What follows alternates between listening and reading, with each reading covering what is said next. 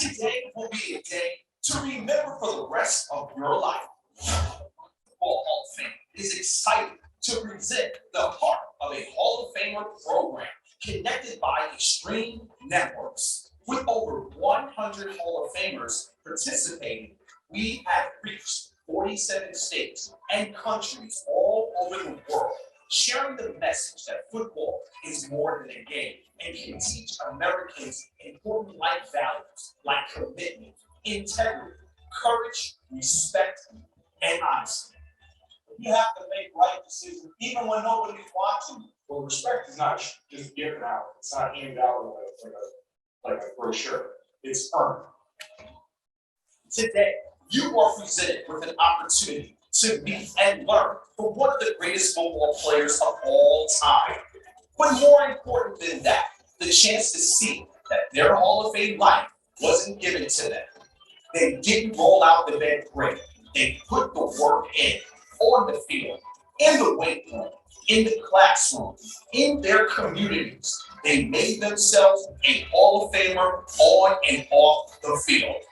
Your feet can't take you where your mind's never been. Because you can make it, but it's just gonna take a little hard work, some effort, and a drive and determination. And today, you will learn you can do the same thing they did. You don't have to have a gold jacket or a bronze bust to make a difference in the lives of others. It's your decision whether you want to be a successful student, son, daughter, brother, or sister.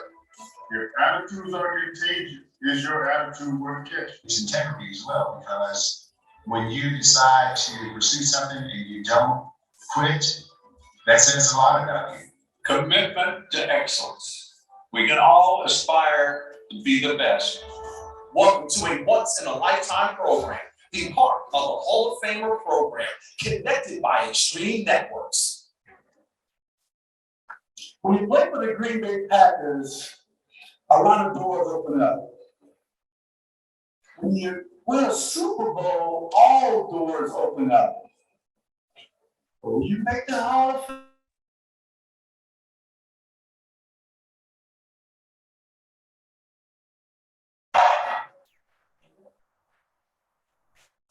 you want to know why?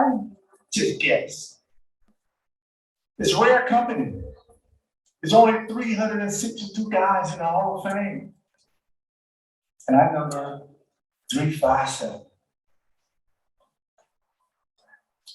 And then closing, the volunteers, I've been all 2,000, maybe 3,000 selfies. I love you, respect you. The voters, thank you. 16 years is a long time, but it's worth the wait. Thank you very much.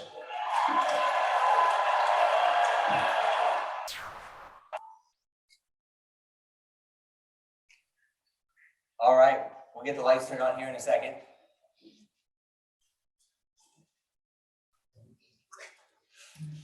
There we go. And we're gonna get this up here so we can see it in a second, so you get a big, nice picture of Mr. Butler here behind me. But as that's going, I'd like to welcome everybody here to the Pro Football Hall of Fame for our first edition of the Heart of a Hall of Famer program here today, connected by Extreme Networks. This is the first one of the school year, so you guys should be honored to be here, taking an awesome program we have today with Mr. LeRoy Butler. My name is Jake Gray. I'm the Youth and Education Manager here at the Pro Football Hall of Fame in Canton, Ohio. We're super excited to have you here as part of the program today. Our mission here at the Pro Football Hall of Fame is to honor the heroes of the game, to preserve its history, to promote its values, and to celebrate excellence together. And those values we promote are those of commitment, integrity, courage, respect, and honesty, all of which made this guy who's going to be sitting in this chair, made him a Hall of Famer, but it made him a great person off the field as well. A better member of his community, a better father, a better husband, brother, dad, whatever it might be, those values that you can learn from the game of football, you can apply those to your everyday life.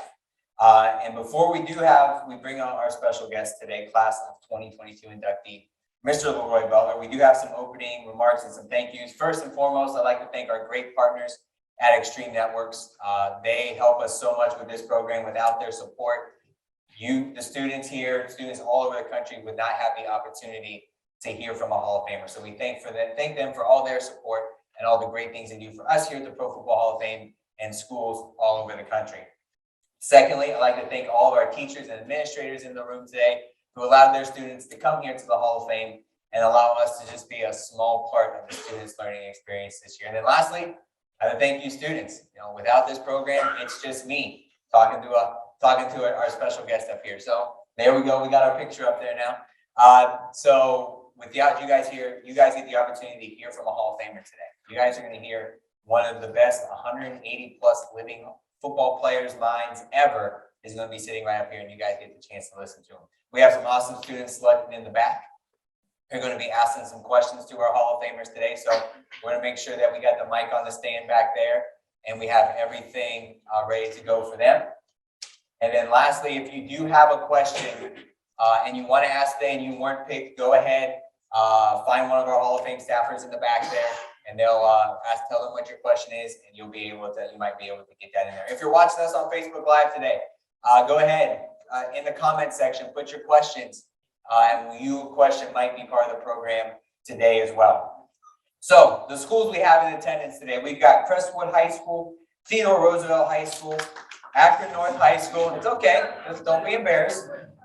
Wade Park School, Maple Heights, ECAC, Kenmore Garfield CLC, McKinley High School, and Lisbon High School. So we want to thank you for being here today. And as I said, throughout the program, we're going to be taking questions. If you do have a question, make your way to the back of the room. And we're also going to be taking questions from our Facebook Live broadcast. No matter where you're watching today, throughout your visit today, throughout your tour, throughout your time here, make sure you post your photos and your videos online and all your social media platforms. Tag @ProFootballHOF and @Extreme Networks and use the hashtag HOF values, and your post just might be reshared on all of our platforms today. So without further ado, I am proud to welcome a 12th season NFL vet.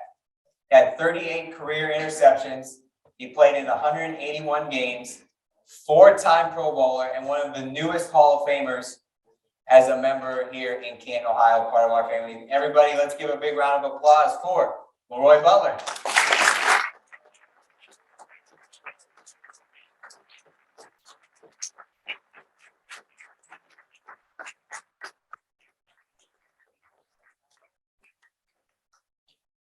Get your mic on there.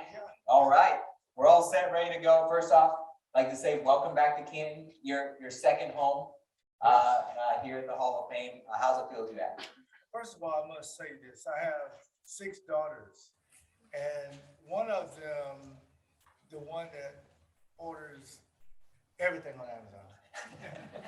I used to get bullied for wearing holes in my jeans.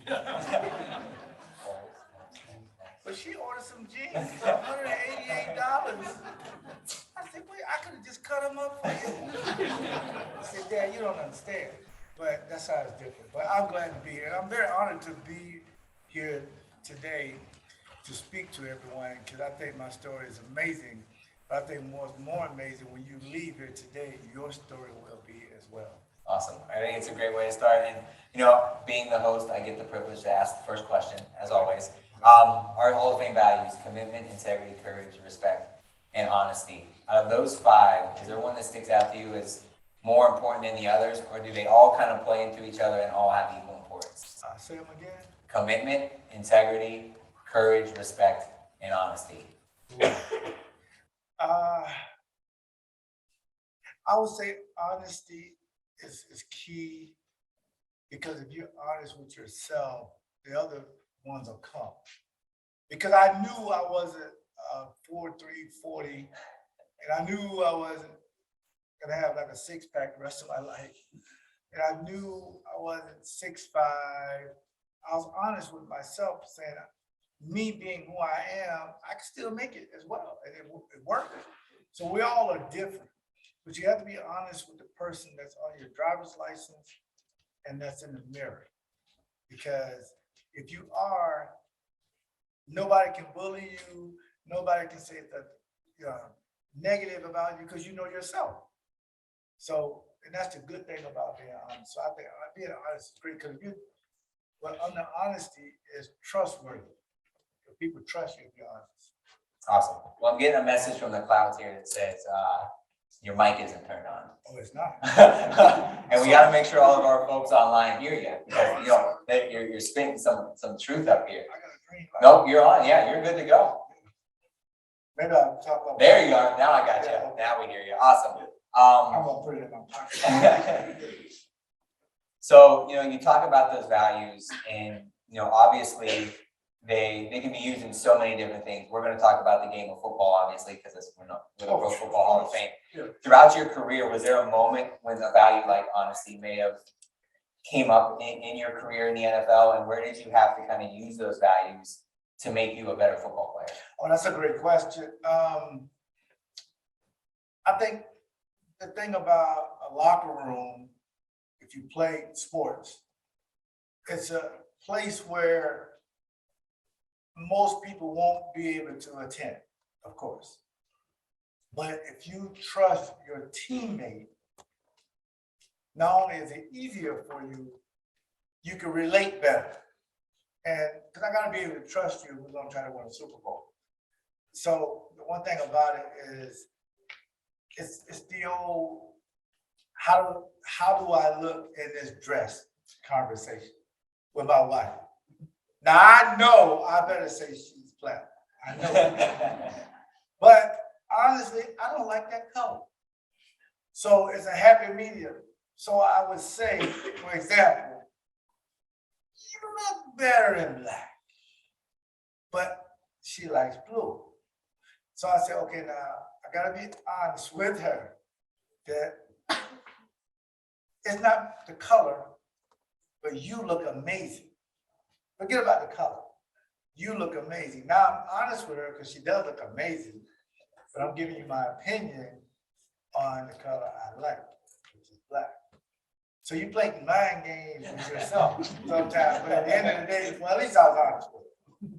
But when sports, you have to be, because the one time a teammate can't trust you, that's when you start to lose. Awesome. Well, we put out a tweet out yesterday, letting everybody know, all of our followers, that LeRoy was going to be here today. And the opportunity to ask some questions. So we got a great question here. I'm going to pull up on my phone.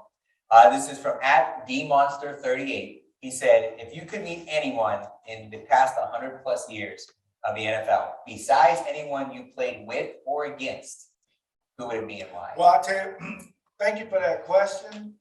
It happened to me. It happened. 2019, I'm a first-year finalist. Now, we're just talking about honesty, right? I knew I probably wasn't going to get in. But I saw Roger Staubach, quarterback, Dallas Cowboys. I was a Cowboy fan growing up. I used to cry. Don't tell anybody. We're not live or anything, Yeah, so no no one's one's watching listening, us. No. I used to cry at 13 when they lost games. But when I saw him, I said, this is what heaven is like. Roger Staubach, I mean, and he was so gracious and so nice to me.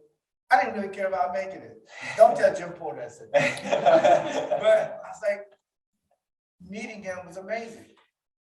Because I remember this story. I grew up in poverty, single family home in the South. 12 years old, I didn't have a new shirt. You have to have a new shirt, a white shirt, and you write your favorite player on the back of your shirt.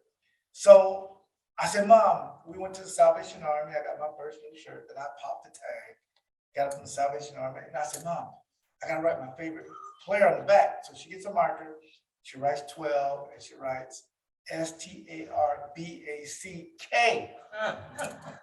So I go out and start playing. All these kids are laughing, but I'm used to kids bullying me or whatever and picking on me for poverty. So I thought it was that, but it wasn't. It was because she spelled his name wrong. So I said, Mom, you spelled his name wrong. And she said, listen, honey, everybody knows Roger the doctor, okay?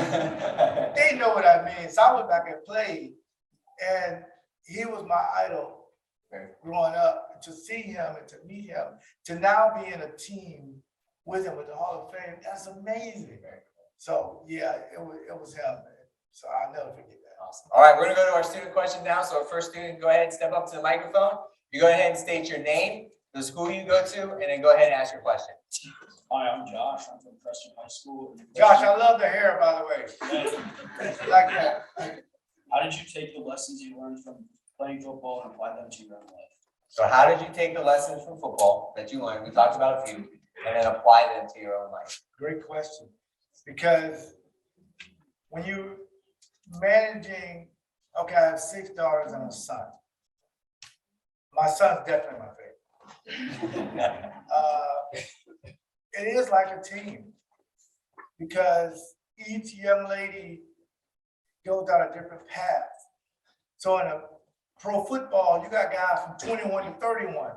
How do you get them to think about one goal, and that's the championship? Well, for your family, it could just be successful because we have 4 daughters that have, between them, I have 6 grandkids. And the other 2 are going, they're different paths.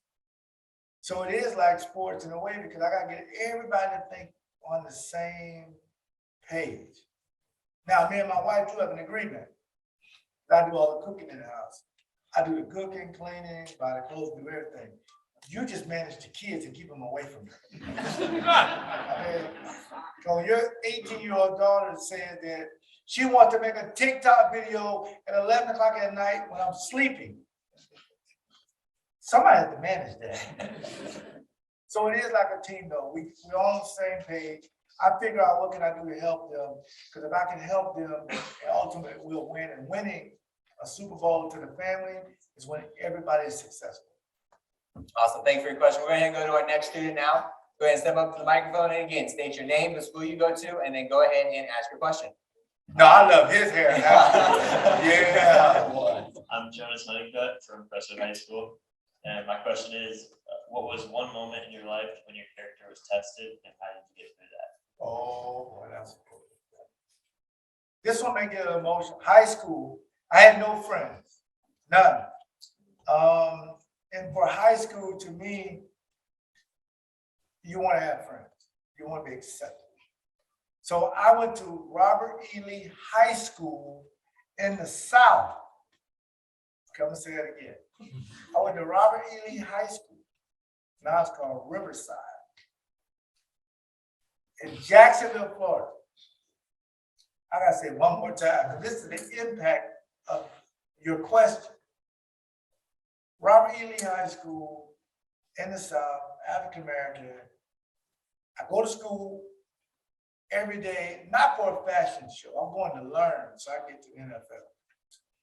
But I go there, and my locker is a lot of paraphernalia that wasn't favorable to me.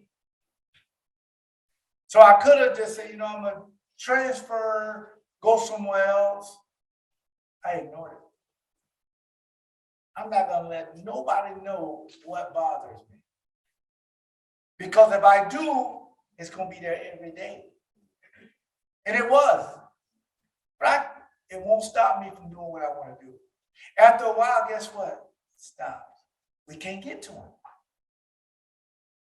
Now, had I started a fight, get suspended, I wouldn't be in this chair. I didn't have social media back then for somebody to say, listen, kids, adults. My grandma said it best. My ability is something that was amazing. I have the ability to ignore anything negative. So when I went to Lee, every day you were tested. And I passed it by ignoring it and doing what I came to do. Using high school to get to college, to get to the NFL. So thank you for the question. Awesome, great question. We're gonna go to our next student now. Same spiel, go ahead and step up, state your name, the school you go to, and then go ahead and ask your question. I'm Lana, and I go to Preston High School. My question is, were you ever bullied? All the time. And you know what, here's why this is a good question. And you have amazing hair as well. We're on a good The roll. whole row. I just like color, because again, I got 6 daughters, talk about hair, nails, and feet. Not very much. That one never comes up. For me, at first, I didn't know they were bullying me because I ignored them. Because it's a fine line between, in my program, Butler versus bully. Be friends, not enemies. And I'll explain it. My uncle is a Bears fan. Oh, Okay? So he would text me, Aaron Rodgers is a baby. I would text him, yeah, but you can't spell your head coach's name. That's not bullying. We just having fun. You know, we just having fun because that's my favorite uncle. Because he's a Bear fan, I'm a Packer fan. See, it's a fine line between having fun and bullying. Now, bullying to me is when a group of people collectively think about, let's do something that will make us feel good but put somebody down. Group text, make up a rumor, stuff like that. I put the blinders up and I ignored them. It didn't stop. So if you ever feel like just because somebody don't make you their friend, that's not bullying. But if somebody wakes up in the morning to say, while they're getting dressed and brushing their teeth, to say, I'm gonna go do something negative to another person, that's mental health at its worst. But if you wake up every day and say, I'm gonna make new friends and be myself, that's how you combat it. And that's how you'll know if you get bullied or not. If you can ignore it every single day, you combat it. But if you let them know what gets to you, it won't stop. It wouldn't. But if somebody has a sleepover and don't invite you, that's not bullying. Because it happened to me. I was the only one in the third grade that didn't get an invitation for a sleepover. First of all, I thought it was weird sleeping at somebody else's house. But I was like, I'm okay with it. Because I'm here to learn. I'm here to get to the NFL. So I had my blinders on. So I would say to anybody, just ignore it. And it'll just go away. now, you know, this is anti-bullying month, Yes, which is very, very important. And you talk about the idea of ignoring it. yes. And you know, on the surface, sounds super easy. But It's hard. how difficult is it? And then what are some strategies if somebody is in that situation? How do they tell themselves it's okay to ignore it? I can do this. How do they make that first step to saying, this is tough, but I have to do it, you know, to come out on the other end a whole lot better? Here's why it's tough. Because in our minds, we all want to be famous by waking up being famous. We just want shortcuts. And it's okay to have a shortcut to grandma's house. I just want to get to grandma's house. I don't care what route, it can be a shortcut around. You have to tell yourself, look at your driver's license. And you have to look at not the picture, but the last name. That's what you stand for. The last name. I used to carry my student ID and just look at it when I felt like it was something negative. Anxiety. I wouldn't look at my picture, although I thought it was amazing. I look, oh, when I'm playing football, there's a reason why they put names on the jersey. I represent my family.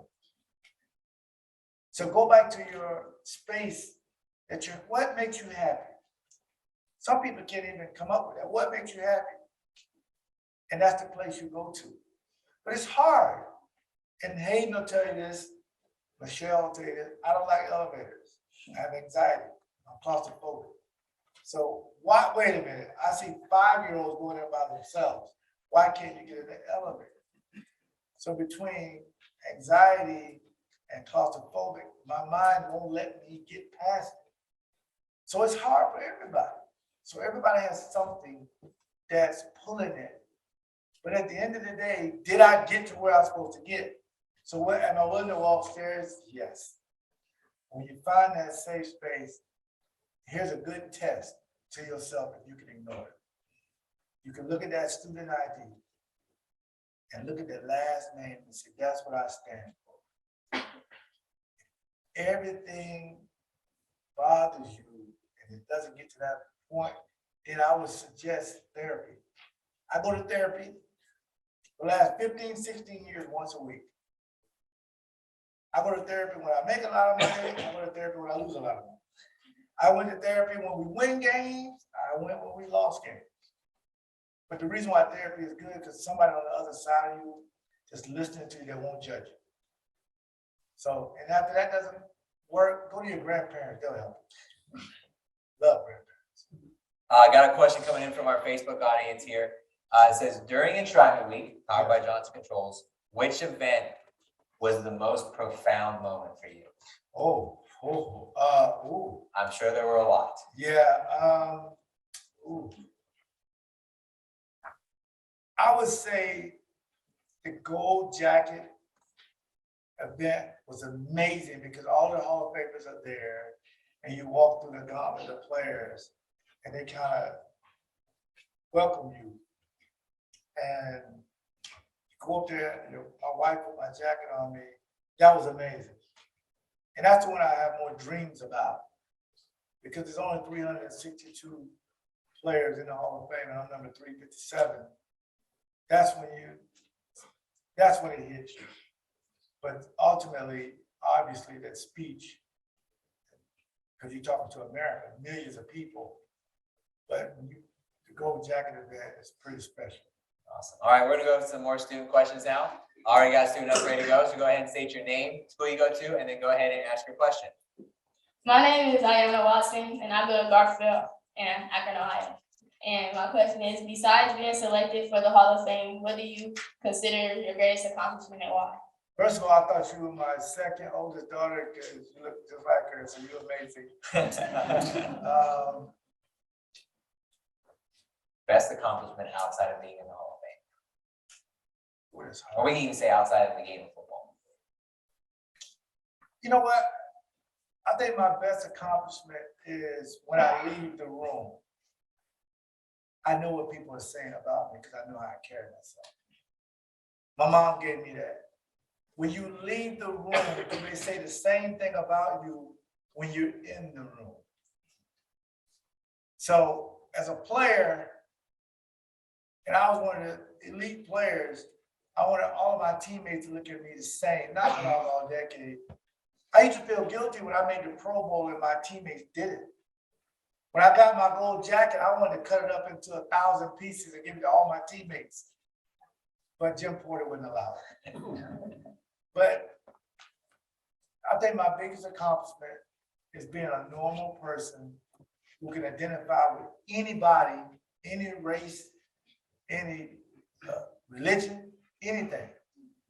That I'm a person that stands for a lot of things. And that's what I'm most proud of. I love being me. I do. I really do. I think sometimes people think it's fake. But I just love being me. And I think that's my biggest accomplishment. Is my mom wanted me to be like this, to be accountable and be accessible and doing talks like this. This is what I love doing. Thank you for the question. Awesome, great question. We're gonna have our next student go ahead and step up to the microphone. And again, like everybody else, go ahead and state your name, the school you go to, and then go ahead and ask your question. I'm Trevor Sifke. I go to Lisbon High School. Who influenced you the most in your life, and how or why did that person do it? Well, it was my mom. My mom was amazing because she raised 5 kids in poverty in the projects in the South, government assistance, welfare, free lunch. But she had a special needs kid, which was me. And she, although we were poor, we thought like we were rich. And she just guided me along the way. And she passed away in 2016. And I remember in 2009, she said, she woke me up, I was taking a nap. She said, let's work on your Hall of Fame speech. I said, what? Like, Mom, I haven't even made it. I'm not even a semifinalist yet. No. You gotta be prepared. So we started crafting it. And she just taught me everything. And I gotta pull my grandparents in there because I know a lot of people think grandparents they're only good for free babysitting. It's just amazing. But my grandmother just told me to basically stay positive, ignore anything negative. My grandfather meant that power is dangerous if you don't use it the right way. If you're gonna be in the Hall of Fame and not be a Hall of Fame person, what's the use of having a jacket on? So my parents were everything. So kids, when you get home today, you look your parents, your grandparents in the eye and say, you're my hero. I want to be like you. Because the clothes you wear, the stuff you have, it came from your parents sacrificing. I realized that. Every day I saw my mom get on a bus to catch another bus just to carpool to work. That's the real hero. So I used to just talk to my mom about everything. And that's one thing COVID has taught us. I wish I was nicer to John. I wish I was nicer to Susan, but they're gone. So while you're here, be nice to everybody. I learned that from my parents. And my mom, real quick, she got divorced with my dad when I was 4. So I've checked the box. Everything negative I went through. Divorced parents, single parents, poverty. And the reason why I'm here today is because the mind that my parents and grandparents shaped me, and that's to be a good person. Very good. All right, we're gonna take another question from one of our students. So whoever's next, go ahead and step up to the microphone, state your name, the school you go to, and then go ahead and ask your question. My name is Calvin, saying I come from Wade Park. My question for you today is how would you advise me, someone like me, to stop a bully? You know, that's a great question. Because I think we, in Butler versus bullying, we found out that over 80% of the parents whose son or daughter is doing the bullying, they don't know that their son or daughter is doing that to another student. So I would advise telling your parents to let their parents know that your son and my daughter, your daughter is having the issue. Can we fix that? Because a lot of parents just don't know. And then you have to figure out if it's bullying or they're just having fun. We have to figure that part out. Once we figure that out, everything is fine. But what I would always do is tell teachers, tell administrators, and tell your parents. Because once you've told somebody, it's kind of out of your hands and your anxiety can go down. So again, communication is key. Because I work with a lot of suicide prevention in Butler versus bullying. And I'll tell you a quick story. I had a young man come to me and he said he was in a lot of pain and he thought about suicide. And I said, well, let's break this down. Tell me what's the problem. Well, I'm getting bullied, you know, just a lot of things, and it's just a lot of pain in my head. I say, okay, let's talk about it. Let me show you what pain is. This is pain. Pain would be your grandmother, your mom, your dad, and your siblings dressed in black at your funeral. That's pain. What you're going through is nothing like they're going to get going through because their baby is not here. So the pain you're going through is nothing. You love your mom? Yes. You love your dad? Yes. But don't put them through this pain. So let's come back. Let's get the therapy we need. Now it's 4.98. I didn't know they go over 2.0, to be honest with you. I said, wait a minute. You're getting bullied because you're valedictorian? Are you kidding? But in his mind, part of his mind is going, the other part is going. So before you do anything to hurt yourself or somebody else, you need to talk about it. Thank you for the question. A great question. Got another question from Facebook. This is from Nordonia Middle School football, actually. We got a football team tuned in. It says, if you are on the other side, so, being bullied, you talk about ignoring it, kind of fighting it by not acknowledging it. But if you have to stand up to that bully, how do you go about doing that? Well, I'll tell you what, violence isn't the way because now the bullies are free and you're in jail. But to me, joining social clubs, fraternities, sororities, football teams, basketball teams, or even if you get a group of students to do TikTok videos, Facebook lives, Instagram lives, something that's fun, keep your mind off of it. Do something fun. That's how you engage. And do something respectful.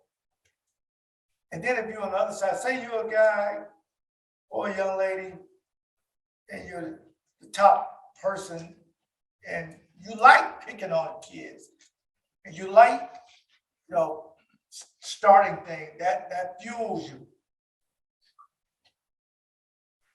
At the end of the day, when you're alone, that fuel runs out, and it's an empty place to be. But what I don't want somebody to do is to, and it happens, to get so fed up to where we have violence in schools, shootings in schools and stuff. That's not the way to handle it. The way to handle it is communication and to figure out what the problem is and put it out. But you gotta accept some kind of therapy if you feel like you're being bullied. And that can be talking to anybody. Just communication, really, because that's what helped me. And that's why I'm telling you what's helped me. Going to my teachers, going to my principals. I just need to talk to you for a few minutes. Dina boys, Dina girls, I just need social science teachers. I just need to talk to somebody to know what's going on, and it helps.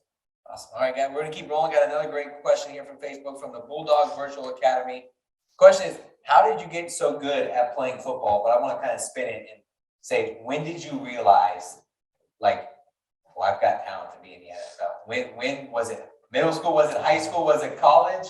When did that light bulb go off and it was like, I think I got what it takes to make it?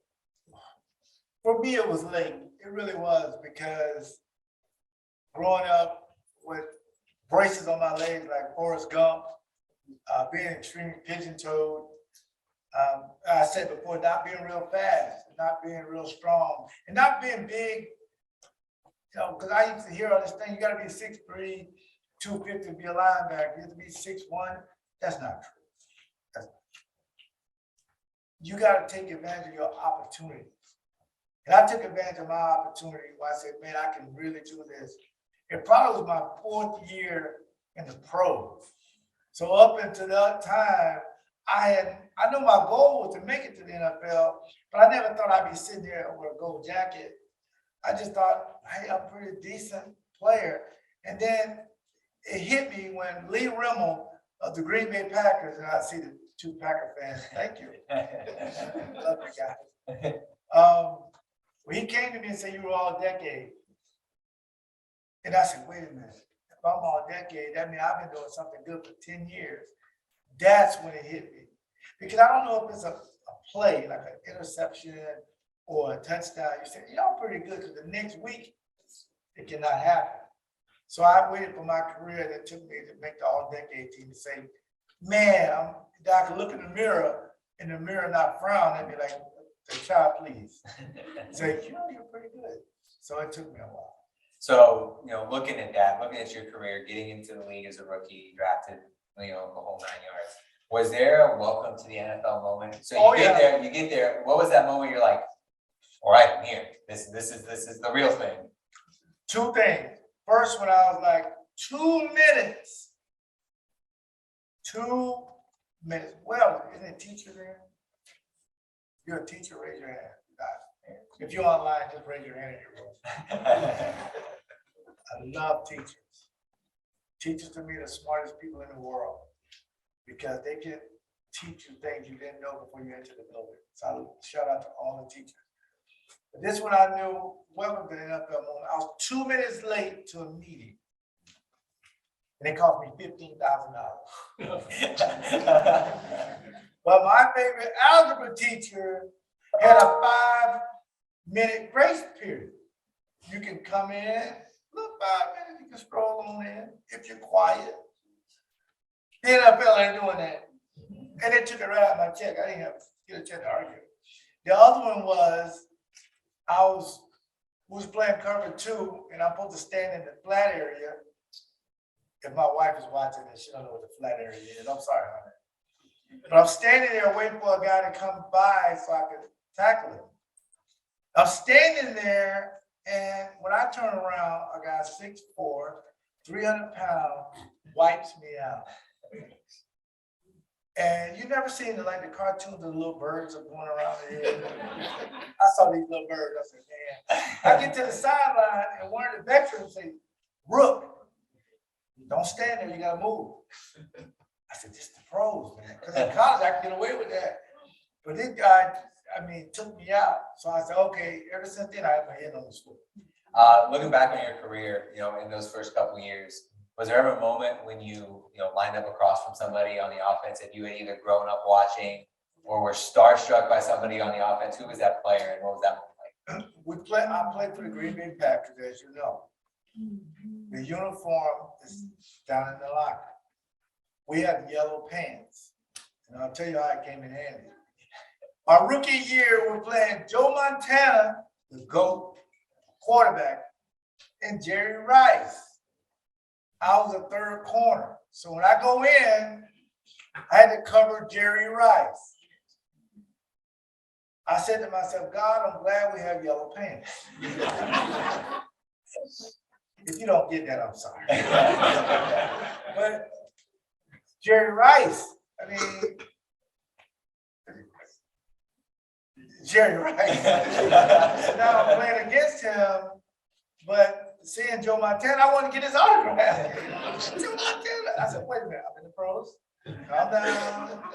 It's okay. So that was that moment for me. It was amazing. And about being real quick, I was a Cowboy fan. We first went to Texas Stadium and they had to cut out the roof. I said, I'm in Texas Stadium. I grew up watching this Tony Dorsett and this. Oh, wait, I gotta play a game. Okay, I gotta stay focused. But I was a huge Cowboy fan. When I first went there, I couldn't move. It was amazing. That's why I said, God is good, because this was my dream. And for me to be there, you can't be in awe of, like my best friend is Chris Carter. Covering him is kind of weird because he's my best friend. But Steve Young is also my best friend. I like sacking him. But he's my best friend. So those moments happen a lot with Hall of Famers. And one more thing about your career, you talked about, that dream scenario for you, playing in the stadium where you watch your favorite team grow up. You're one of the few that have won a Super Bowl as well. So what was it like to be a Super Bowl champion with the Packers win the big game? This is gonna get emotional. I'll do my best not to get too emotional. But if you came from my background to win a Super Bowl, and you ever heard my speech, you can go look at it. When you win a Super Bowl, a lot of doors do open up for you. It really does. But for me, being in New Orleans, playing the Patriots, this was a big deal. I'm a big fan of Bill Parcells and playing him. This is a big day, and I was so excited. And then I got a message from one of our interns that said millions, maybe 100 million or 80 million people may watch this game. And I remember Luther Vandross was doing the national anthem, and the Blues Brothers were doing the halftime event. So I wanted to see them, these stars. And then I saw all these famous people here to see me. I was like, we gotta win this trophy. Because that's the pinnacle of our life, winning the Super Bowl. And then when we won the Super Bowl, I saw Lombardi's name on the trophy. Then that's the emotional part. Because every time somebody wins that trophy, it's a Lombardi trophy. It belongs to us, right? To my two fans, right? It belongs to us. So as a kid, grown man cries a few times, real quick. I'll give you when grown men cry. For me, I cried in the Titanic, right? Leonardo DiCaprio was like frozen on his boat, and he like lets himself go. He goes down, and his girl lives. They find Leonardo. I wouldn't have done that, so I cried. I cried on this movie. You can Google it. Old Yeller about this lab. They got bit by something, I don't know, but he died. I cried in The Color Purple when Whoopi see her kids at the end. Hey, I cried. But when a guy wins a championship, oh man, we got snot running down. We are crying. I mean, some guys don't even cry when they see their kids. When they see that trophy, they lose their mind. I mean, it wasn't, because we waited 31 years. So every guy, Reggie White, Mike Holmgren, Antonio, guys are crying. Gene Robinson, we're hugging each other, crying because it's hard to get a guy 31 to 21 years old to come together to win something that everybody wants and everybody thinks they're entitled to. That's amazing. And they don't even wipe their tears, they just cry. I mean, it is just amazing to do something like that. And because it brings you together. And once you win that trophy, it's always there. And that just means a lot to me. So thank you for that. I really appreciate that. All right, we're gonna take one last question from our students back here before we wrap up. So go ahead and state your name, the school you go to, and then go ahead and ask your question. My name is Amaz Love, coming from Wade Park. What is it, my question to you is, what does it mean to you to be considered one of the greatest safeties in NFL history? Now that's a platinum question. It really is, because had somebody polled most guys in the NFL, or even me, how many guys in the Hall of Fame? I would have guessed, I'm serious. I would have guessed 5,000, 2,000. What I learned that I was 357 is on 362. Now Hayden, a good friend, that's coaches, contributors, everybody. And it's maybe 180 players living. When you wake up and know that you're part of that team, that you can't get cut, you can't get traded, it's amazing. But to me, and this is how my mom framed it, I gotta make everybody I meet knows how it feels to have this jacket on. That could be taking 10 seconds to hear somebody's favorite Packer story at a pick and save or something. That could be waking up at 11 o'clock or 1 in the morning to do TikToks with my kids. I gotta make everybody I meet knows what it feels like to wear the gold jacket. That's what it means to me. Thank you very much. Awesome, great question. You know, a lot of players, you know, they play their NFL career. You know, the average length 2.5 to 3 years. Fortunately, a lot of our Hall of Famers, you know, play 10 plus. You know, Tom Brady may play 40 years in the NFL. Yep. Play all these years, and there's that transition out of the game. Some people go into coaching. Some people, you know, cut football out completely. Some players really struggle with it. For you, what was that transition like? And can you talk about some of the business ventures you're in now? You talked about you're a big cook, and you've got some awesome things that you're doing nowadays. Well, that's a great question too, because when players leave the game, sometimes you can go into depression. And sometimes when you have so much money, people help you with your bills. You got to do it yourself. So I advocate any player that retires to get therapy immediately, even if you got hundreds of millions of dollars, because you're going into something, now you're going to get judged whether you win or lose, and everybody's not going to be on your side. So you have to figure out a way to still connect with the fans, because the fans ultimately, without the fans, there is no LeRoy Butler. So fans are amazing. So I started thinking, what do I like to do? Well, as you know, I like to talk. So it's easy to go into broadcasting, and I did radio, TV. I'm starting my new podcast up. Matter of fact, this is breaking news. I like that, breaking news. Yes, I'm starting a podcast where once a month, I will be interviewing another gold jacket player. And that's one of the questions. How do you transition from 80,000 people every Sunday cheering for you or against you to millions of people going to judge you now? Social media. Now, how do you transition? So I love to cook.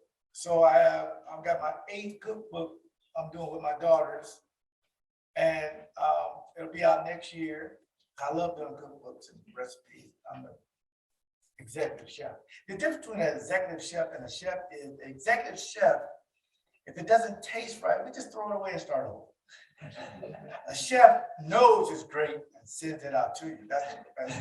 I'm an executive chef. If it don't taste right, I'm gonna start over.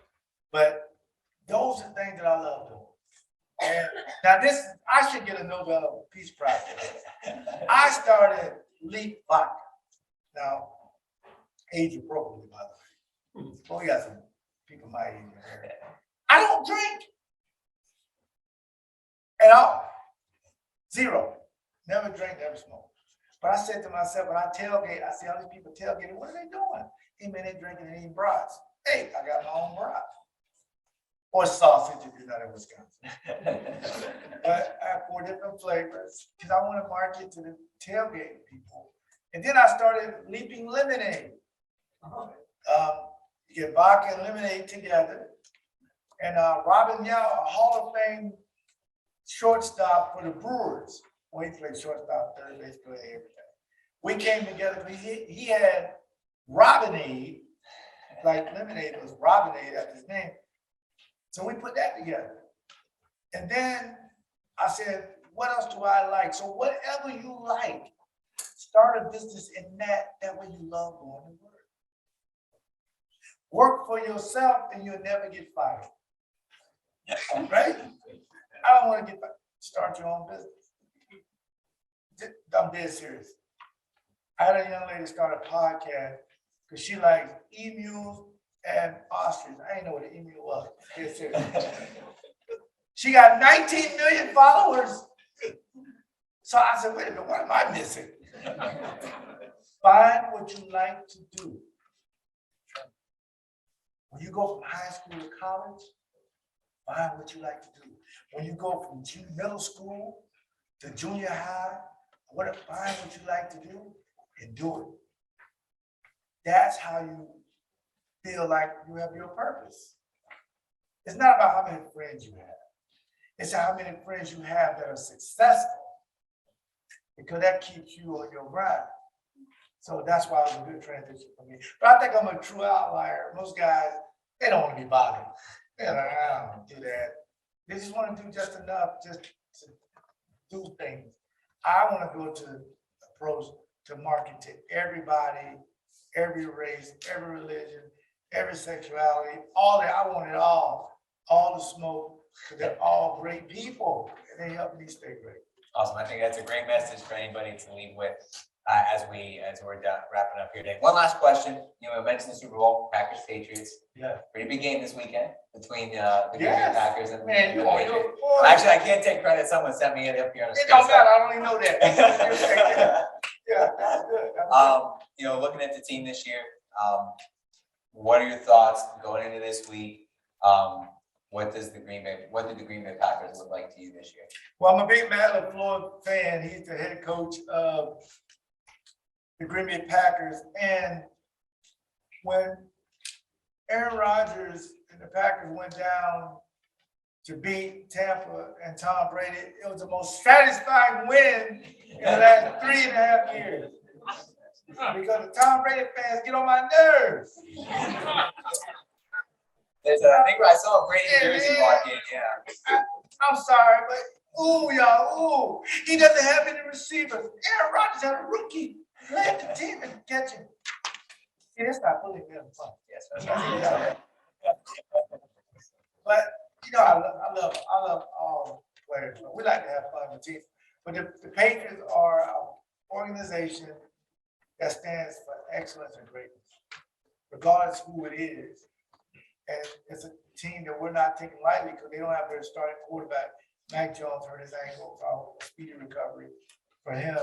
But the reason why I like Matt LaFleur, because he won't let his team say I'm playing a backup quarterback, lose to them. Because as long as Belichick is there, they got a chance. And he also showed them film of the Jacksonville Jaguars just went to the Chargers and beat them. So there's gonna be 3 upsets every weekend. Just don't let it be you. So it's gonna be, I think it'll be a big matchup. I'm hoping for the Packers. All right, to wrap up everything, first off, all of our students here, all of our audience viewing online, I want to thank you for being a part of the program today. But put you on the spot here. Last question. If you could leave, everybody in here could leave with one phrase, one sentence. What is one thing you want them to walk out of here and remember? Be a leader, not a follower. But if you're going to follow, choose the right leaders. Okay? My mom told me that. I said, Mom, that's too deep. Give me the cliff notes. Leaders are teachers, policemen, military, people who help people who they do not know. A volunteer. Follow those people. So it's when your turn to lead, I accept their responsibility and I do it to the best of my ability. Please do that. For the people online and here, take that phrase to heart. It really helped me become the leader I am today. And with that, we're going to wrap up this installment of the Heart of the Hall.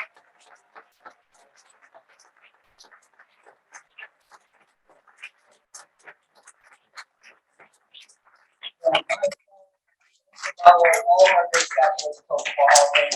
Everybody online, thank you for tuning in. To everybody here in person, thank you for coming to the Hall of Fame. Enjoy the rest of your day. We hope to see you back for our next program. Thank you, everybody.